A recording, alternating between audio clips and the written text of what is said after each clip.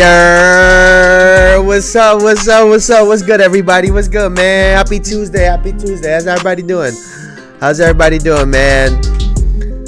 Welcome, beautiful people. Welcome. Man. Thank y'all for joining me, man. And welcome to another episode of the Jayson Estrera Show, where we talk about basketball, sports, and any topic that comes our way as accurate as possible. Now, today, we are going to be talking about one of these words that gets thrown around a lot nowadays. That word being aura. What is it and who has it? We'll also be talking about the prime years of an athlete. What is that? And we'll also be discussing whether or not Wemby has the potential of being an MVP candidate this upcoming season.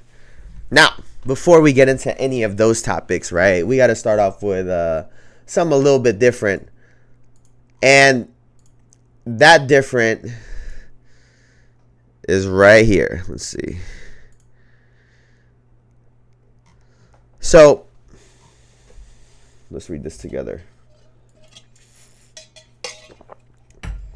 A gamer has shattered the pull-up world record by performing 9,250 reps in 24 hours. This is what his hands look like. Bloody and everything. Gross. Doug Sensor Martin, a former esports competitor and Call of Duty world champion, has achieved a monumental goal that he spent a year preparing for, breaking the world record for the most pull-ups in 24 hours by completing an astonishing 9,250 pull-ups. He not only shattered the previous record, but also earned his place in the Guinness World Records. The record previously stood at 8,940, held by Kenta Adachi of Japan. Before this, Australian-born Jackson Italiano had performed 8,008 pull-ups in 24 hours, which included breaking the 12-hour record with 5,900 reps in that time frame. Italiano had been assisting Martin with his training in the run-up to the record-breaking attempt.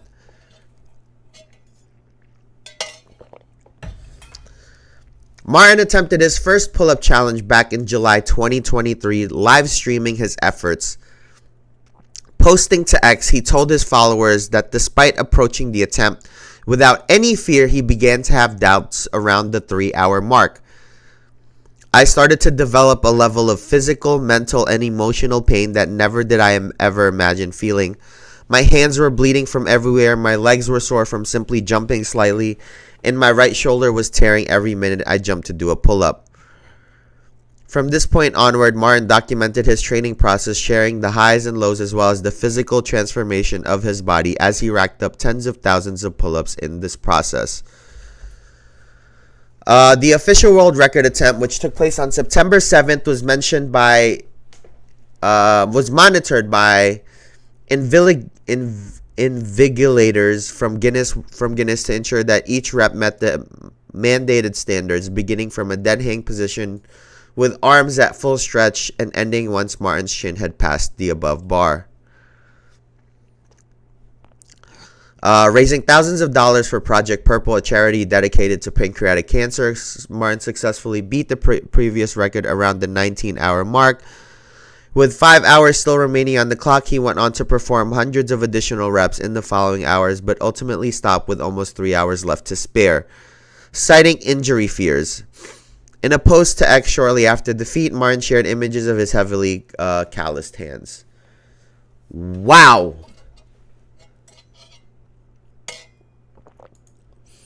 First of all, W. Reed.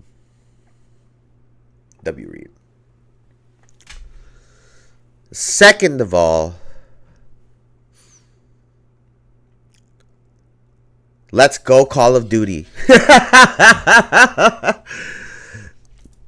um, being a, being a gamer, right? There's always been that stigma that comes along with. I wonder if this guy is actually selling this shit.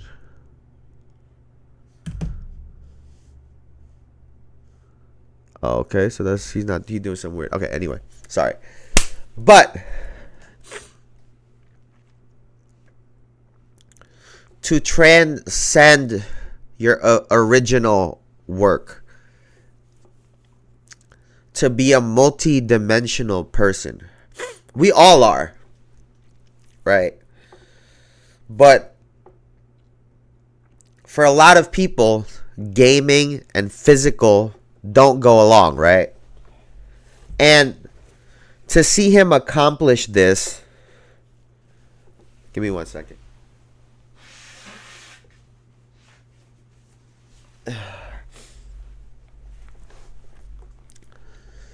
But to see Doug Sensor Martin accomplish this with his hands calloused like that, how poetic it is, because those same hands are the reason he has this platform to begin with. It's poetic because though his hands calloused like that, to me, is more than just the pull-ups, right? He's made a living with a controller in his hand playing Call of Duty. That's why he has the popularity.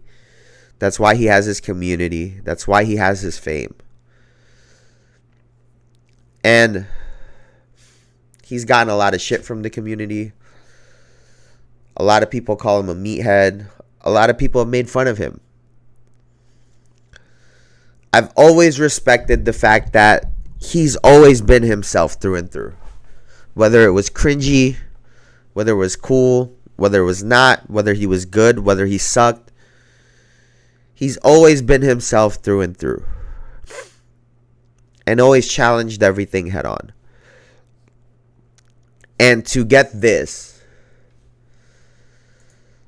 it's an achievement for himself. It's an achievement for the gaming community. And really, it's just for, anybody that needs some type of motivation. That guy will give you free energy, trust me. So, yeah, you go check out Doug Sensor Martin if you ever need to pick me up. Like I said, he can be cringy. He can be corny or whack or lame sometimes. But I think it comes from a good place for the most part. Now, to go from, from in the gaming space, I think people would say that Doug Sensor Martin does not have aura. So, in basketball, in hoops, in the NBA, what is aura? And who's got it? Right? So, you know what we like to do over here. Transparency, and we just try to call things as they are, right? So, let's go straight to the definition, right? The definition of aura: the distinctive atmosphere or quality that seems to surround and be generated by a person, thing, or place. Now, that's, just a very broad definition, but I think it's a good place to start. Because this word gets thrown out quite a bit. Gets thrown around quite a bit. And I was watching an episode of Gil's Arena, one of their segments, because they were talking about it. And the name that came up was Allen Iverson. And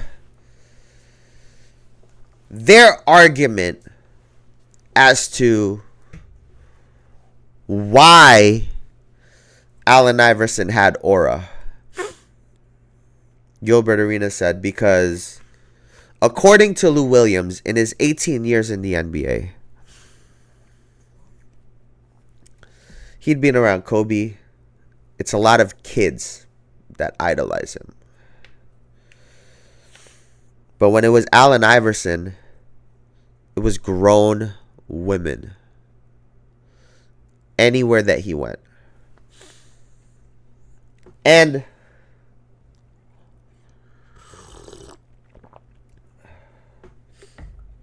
initially, I was like, that can't be it. I see what he's saying, right? Especially in sports. One thing that could put a male athlete over the top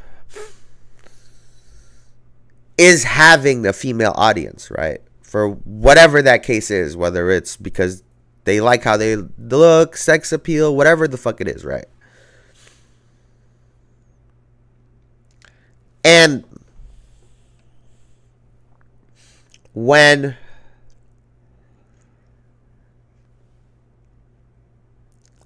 an athlete gets that type of popularity, because the guys are going to like them because of their game, their performance, their style in the court, whatever they're like, the guys watch sports, right?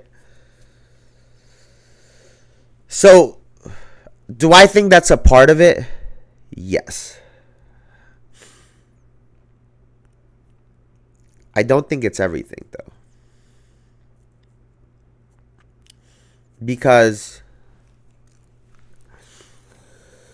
I was at Yankee Stadium for Derek Jeter's last home game. And talk about someone that had aura. Was Derek Jeter, especially in New York. El Capitan, right? And when I tell you, when Michael Jordan walked out there before the game started, and the way the crowd erupted, this was a baseball game. When you look at the way Michael Jordan was hounded by fans across the world,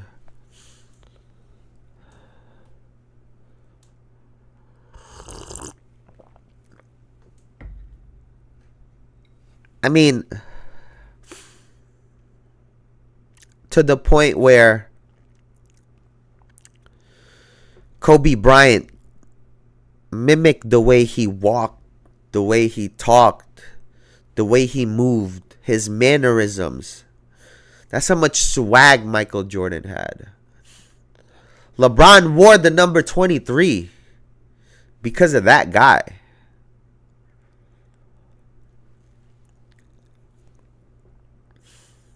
I think that's what aura is. The amount of people that have spoken about him as if he glows.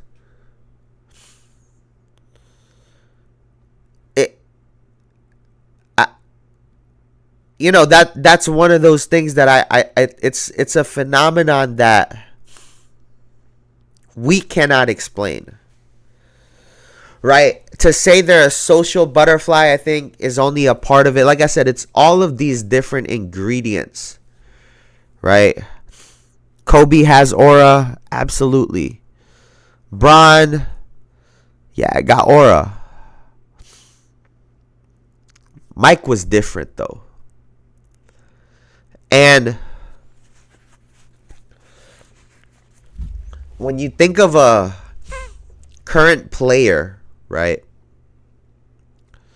that has an aura about them, a young player, it's kind of tough to think of one. It really is. Some might say a Luka or a Ja or an Anthony Edwards.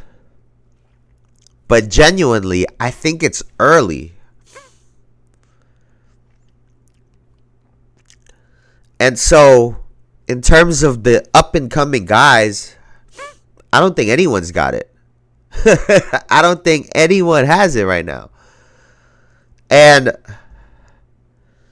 that's what I keep talking about, that we're in this transition period in the NBA because we're waiting for someone's star to shine. Right? It can't be forced. It can't be dictated. It has to just sort of happen. And one of these guys are going to come out as that person. It's just a matter of when, and it's just a matter of who. Shea, it's all of these guys, but like I said, we're still yet to see someone that is really just generational.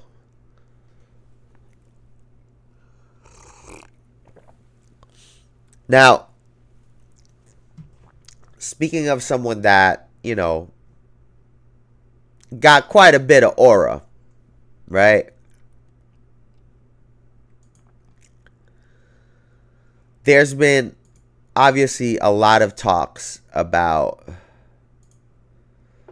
Victor Wembanyama and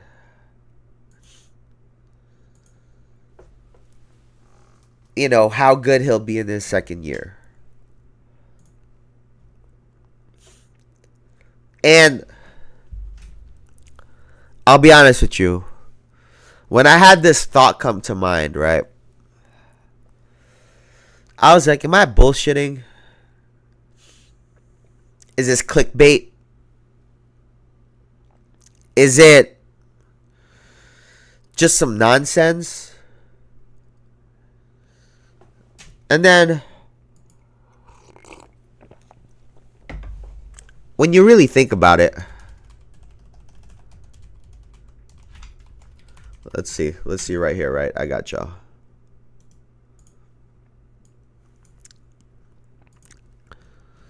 Let's see.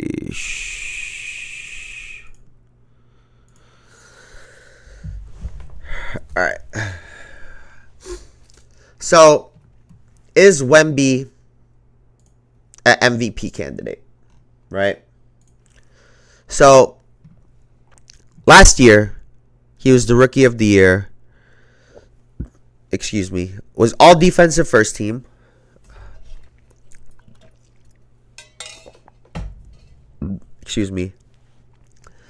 And came in second in Defensive Player of the Year voting. And a lot of people, myself included, thought he should have won it. And he averaged 21 points, 21.4 points, 3.6 blocks, 1.2 steals, 3.9 assists, 10.6 rebounds on, what is this?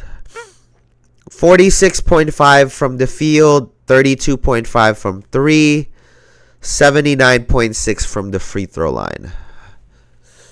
And the Spurs finished 22-60. Right? So, let me give you a scenario.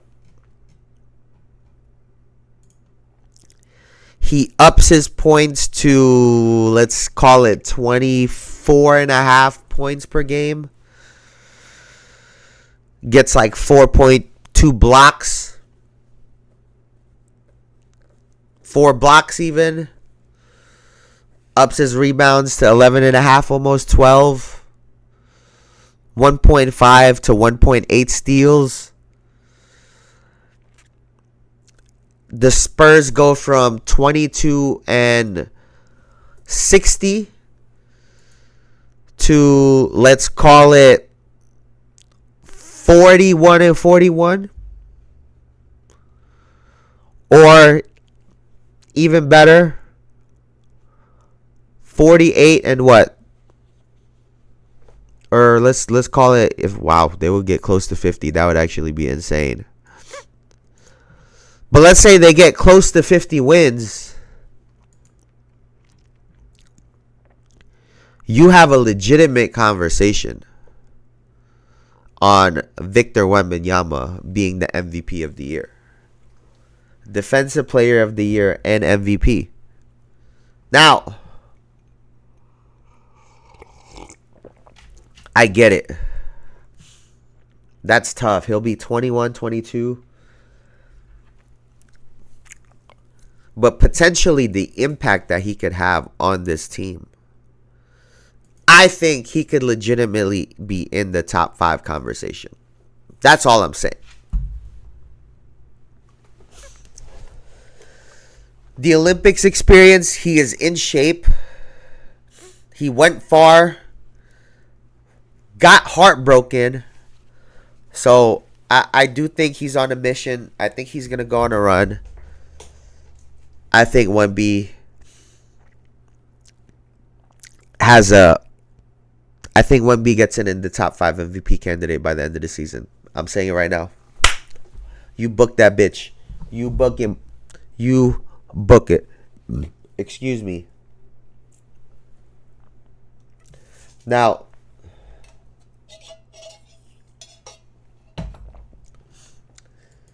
talking about a player that isn't even in their prime yet.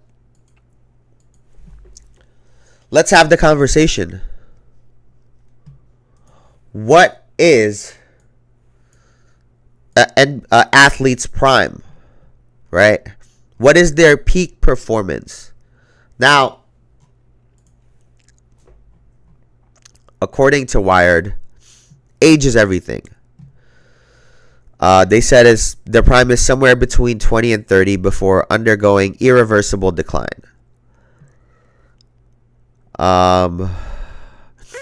Here.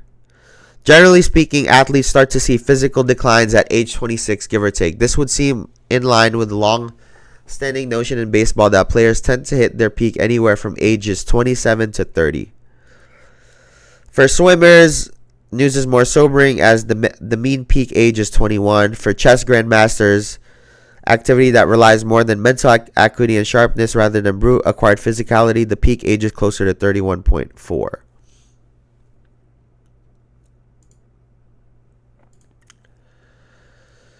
So,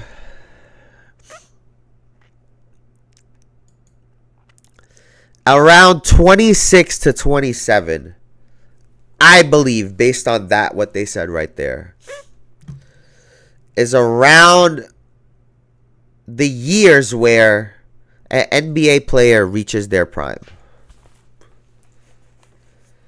And that's when they have these unbelievable years. That's when they're able to win these championships. Sorry, guys.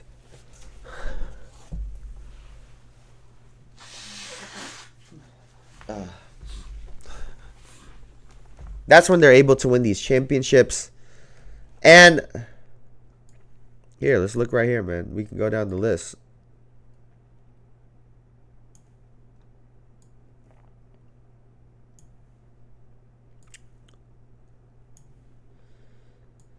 Let's go look right here.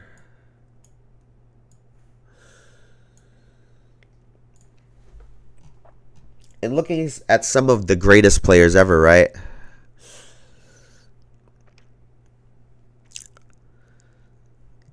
Look at this. Michael Jordan came in at age 21, obviously, right? 26,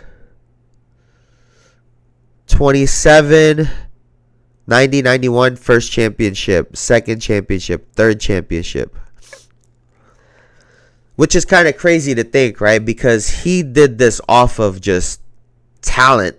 23 years old, 37 a game, off of just talent and will. And some skill. Just a freak athlete. But when everything came together, the intelligence, the IQ, the experience is around this time, and that's when he broke through and won a championship.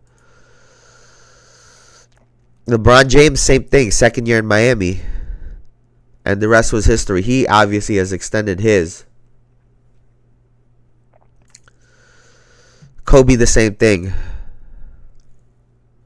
So on and so forth. So that is the peak for athletes. Give me a second, y'all, man.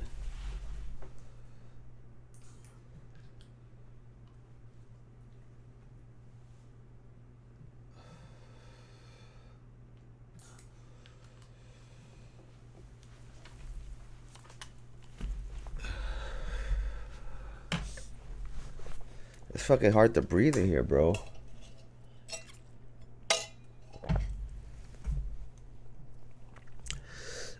And so, you know, you look at a player like Tatum, he's not even quite at his peak yet. He's entering it right now, and he's already broken through. So, you get players like Luka. Luka, I think, is like 24. Yeah, so we got a ways to see where some of these guys end up. But hey guys, that's gonna do it for me right now. I cannot fucking breathe, y'all. I will see y'all later. Thank y'all for hanging out. Please like, comment, subscribe, all that good shit. Y'all could have been anywhere on the internet. Y'all were here with me. Thank you guys. I'll see y'all later, man. Peace.